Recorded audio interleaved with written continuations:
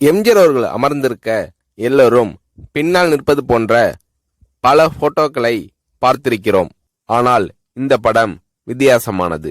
எம்ஜிஆர் அவர்கள் நியமித்த பல புதிய அமைச்சர்கள் சென்னை ராஜ்பவனில் பதவி பிரமாணம் செய்து கொண்ட பின்பு பொறுப்பேற்க கோட்டைக்கு வந்தனர்.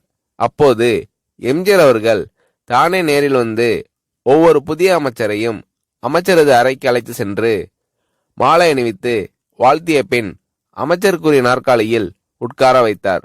அது மட்டுமல்லாமல் அங்கிருந்த மற்ற சீனியர் அமைச்சர்களையும் எம்ஜிஆர் அவர்கள் அழைத்து புதிய அமைச்சரின் இருக்கைக்கு பின்னால் வரிசையாக நிற்க செய்து தானும் ஓரத்தில் நின்று குரூப் போட்டோ எடுத்துக்கொண்டார் எம்ஜிஆர் அவர்கள்.